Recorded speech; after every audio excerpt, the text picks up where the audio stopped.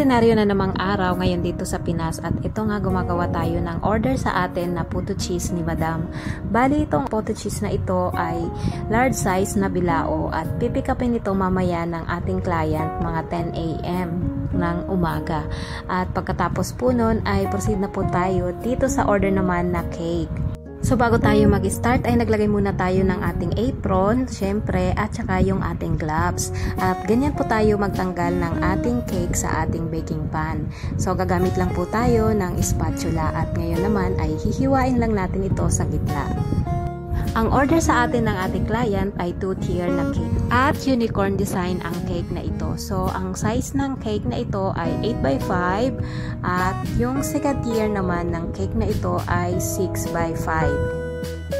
Bali, pagkatapos natin maghiwa ng ating cake ay talaga naman magpupunas muna tayo dahil ayoko yung meron mga crumbs dyan na nakakalat kasi madali siyang langgamin. So, ayaw natin ng ganon. So, pagkatapos natin magpunas ay ito, proceed na po tayo sa ating ginagawang cake. So, maglalagay lang po tayo ng ating custard filling. At itong custard filling na to, ito talaga yung patok na patok dito sa lugar namin. Dito talaga sila nasasarapan kesa doon sa chocolate moist cake natin. Sa totoo lang ay pangalawang beses pa lang po tayo nakakatanggap ng 2-tier na order sa atin na cake. So, itong order na ito ay unicorn theme at medyo kabado pa po tayo dahil hindi pa po tayo hasang-hasa sa pag-stock ng second tier sa cake natin. So, medyo kabado pa po ako rito pero sana po ay maging maganda po at maging maayos po yung kalalabasan ng cake na ito.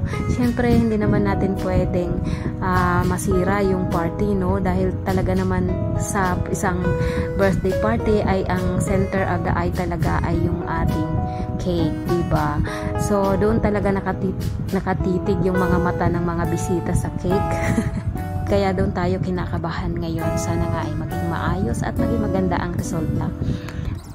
Dati kasi meron nag-order sa akin noon. Bago-bago pa lang po ako na nagbe-bake ng cake. May nag-order po sa atin ng 2-tier na customized cake. Kaso lang tinanggihan po natin yun dahil hindi pa po tayo sanay at hindi pa po tayo naka-experience gumawa ng 2-tier na cake. So, ngayon naman, nasubukan na po natin, na-try na po natin nung una at ito na nga ay pangalawa. Medyo okay naman po pala. Natututunan din pala lahat pag sinubukan. At ito na nga, naglalagay na po tayo ng frosting dito sa ating second tier na cake. Bali, yung kulay ng second tier natin ay parang cream lang siya. Light yellow or cream. Parang ganun po yung labas ng kanyang kulay. So, naglagay lang po tayo ng konting patak ng yellow color na food color gel na Chef Master para ma-achieve po yung ganitong pagka-cream. So, pagka every time po na nagpapaikot tayo or nagpapakinis ng ating cake, hindi po talaga may iwasan na meron pong mga butas-butas. So, lalagyan po natin yan uli ng mga icing. Nang sa ganun po ay maging pantay po yung pagpapakinis natin sa ating cake. At ang size nga pala ng second tier ng ating cake ay 6x5. Ayan, sa ating pagpapakinis naman ay konting diin lang po ng ating scraper para nang sa ganun po ay hindi po matanggal lahat yung ating nilagay dyan na icing. At sa atin naman pagpapakinis sa taas para makuha natin yung sharp edge ay kailangan lang po natin na idampin ng konti yung ating spatula para po maging makinis po yung sa taas. Pag medyo po nakukulangan pa po kayo sa inyong pagpapakinis or pagpapasharp edge ng ating cakes, ay pwede naman po nating ulitin uli na pakinisin uli yung ating cake sa gilid at saka sa taas po. Gamit lang po yung ating scraper at ang ating spatula. At ayan na po, ita-transfer na po natin sa ating plate muna at ilalagay natin sa ating freezer.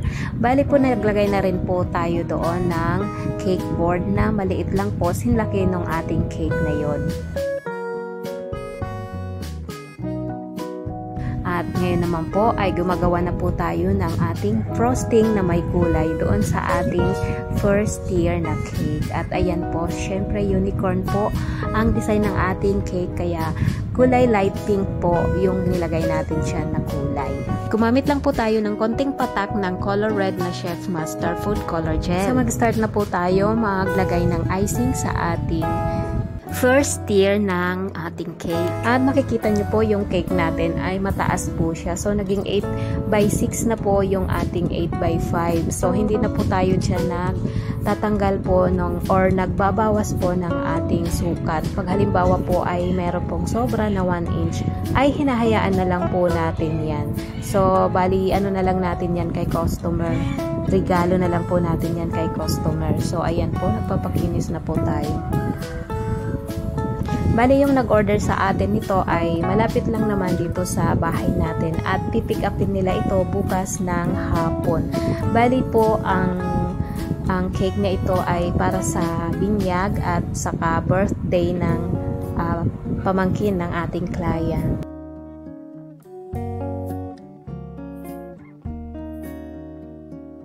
Bali itong cake na ito ay konti lang naman yung details na ilalagay natin. So, tayo na lang po yung nag-add ng ibang detalye dyan sa ating cake.